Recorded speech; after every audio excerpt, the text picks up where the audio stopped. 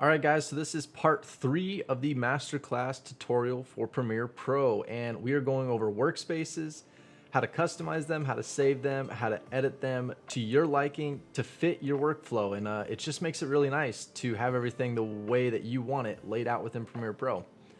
If you have not checked out part 1 and part 2 of this tutorial, click above or just wait till the end of the video. And with that said, let's jump right into it. Alright guys, so to start it off, what exactly is a workspace? If we jump into Premiere Pro here, a workspace is pretty much your whole screen here. It's everything that is laid out within all these windows and panels that you are pretty much working on at a single time here. So what's defining our workspace is this window, this window, this window, this window. It's everything on this screen right now.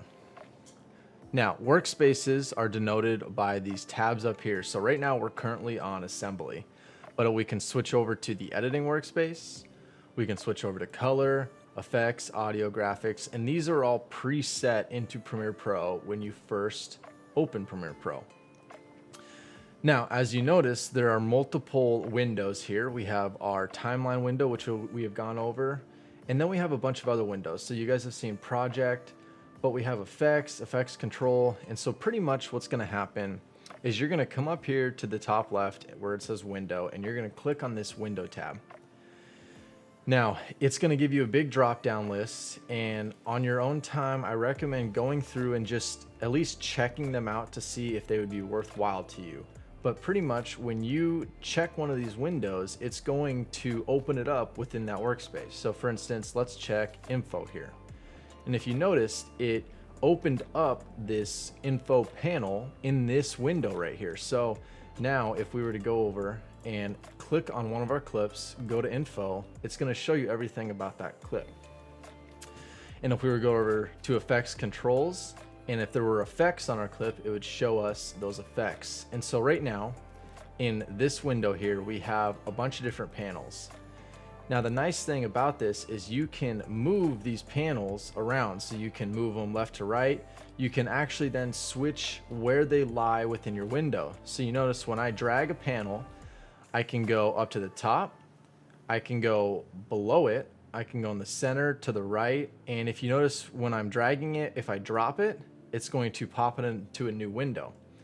Then I can drag it again, and maybe I want it down here with effects, and I can drag and drop it. Maybe I want this whole window over to the right instead. I can drag and drop that. And so the customizability, is that even a word?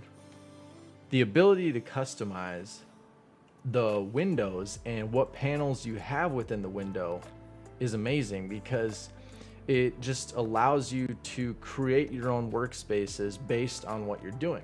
And that might be different if you're editing a documentary versus if you're color correcting versus etc.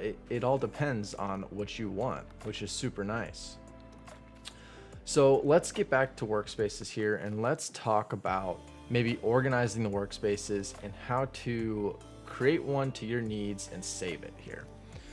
So first off, let's say we love this workspace and we want this workspace to be named a certain thing that we can easily go to every time we open Premiere Pro. Well, the first thing you're gonna do is come up to Window and go to Workspaces here, which will be at the top. Come down and say Save New Workspace. So when you hit Save New Workspace, it's gonna ask you to name it. So let's say Tutorial Workspace for now. Hit OK. And if you notice, it's going to pop up as one of those new tabs up here. So it shows up here. So now what we can do is we can actually come up to Window again, Workspaces, and you can go to Edit Workspaces, or you can just right click up here and you can say Edit Workspaces as well. And then what that's going to allow you to do is it's going to allow you to customize where in the tab the workspaces fall. So you probably want your workspace to be at the beginning just because that's what you made, that's what you want. Drag it, drop it up top, hit OK, and if you notice, now our workspace is up front here. So as you can tell, I have created a few for myself, such as when I color correct, I have a few. And if I drag and drop a video in, you'll kind of see what goes down. And then I have one for editing as well that I prefer when I edit, and I like to see everything in my timeline. So that's why, if you notice, my timeline is like half the screen, because I just love to see what's going on in my timeline. That's key for me, but it might be different for you. So the next thing we're going to be talking about is closing panels, undocking them, and redocking them. So to close a panel, if you don't want a panel within a window, so let's say we don't want this libraries panel, you can easily right click, hit close panel, and it's going to delete that panel from your window. If you want it back, or you want to add a different one, or you accidentally deleted it, it's as easy as coming back up to window, finding it, clicking on it, and then just dragging it back into that window. So undocking and docking. So undocking, what it does is when you undock a panel, you right click, you can hit undock. It's going to make that panel into a tab, pretty much like a new tab. So now this window with the panel is a new tab.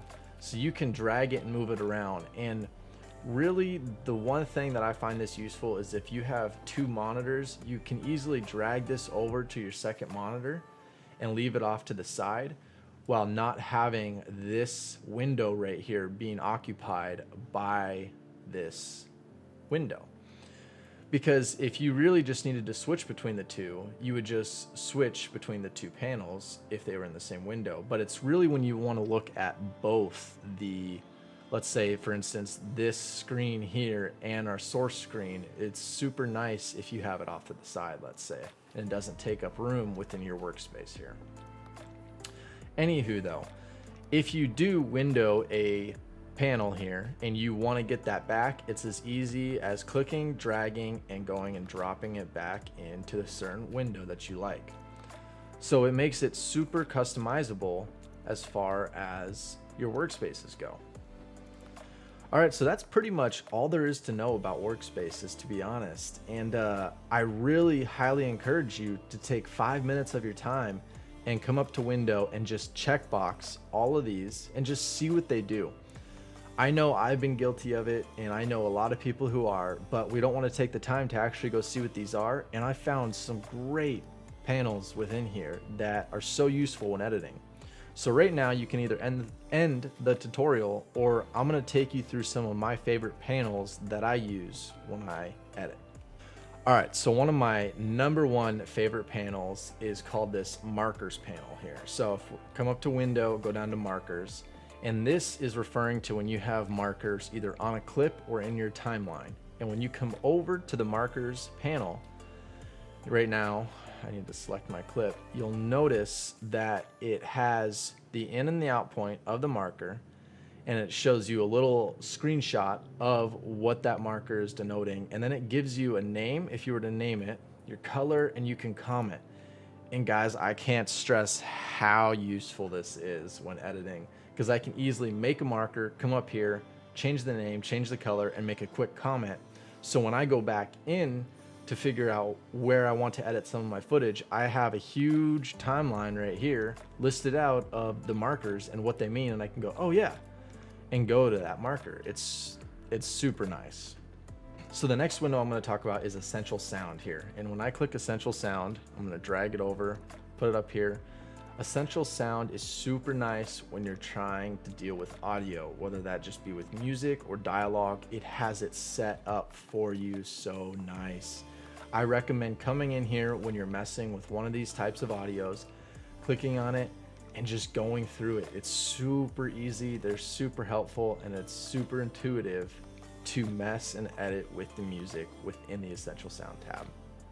So the next window I'm going to go over really quickly is Lumetri Scopes, which is right here. But if you come up to window, come down and hit Lumetri Scopes and Lumetri Color, which I have in my color workspace that I've already saved. This is a great tool when you're color correcting. And if you right click on it, you can actually add more panels within it or graphs to show you exactly what your color is looking like on your video.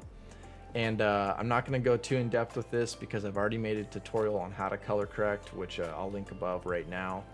But these two are lifesavers when you're color correcting. The next windows I'm going to talk about are if you're adding any effects to your videos, you're going to want to add the effects window, or the effects panel, sorry. and you're gonna wanna add effects controls. And what these are is effects is where you actually go and search for effects. So whether that be any kind of blur or any kind of transformation to your video, you can easily come in, take this, and then drag it onto your clip.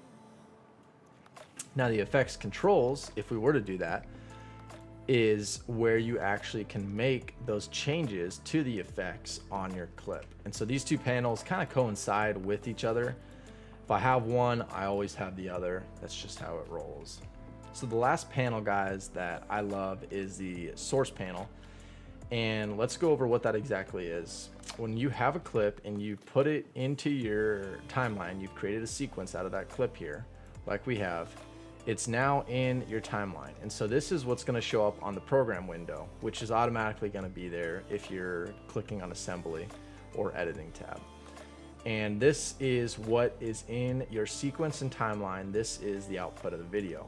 But if you were to come up to window and you were to go down to source monitor, which is going to be right here, and click on it, this is showing the clip that you have selected in your project panel here. So if I were to select a different clip, it's going to show this clip, but before it's imported into our timeline, because that is this video. And so the nice thing with this is this comes with its own timeline down here, which I touched on briefly when going over markers in my last tutorial.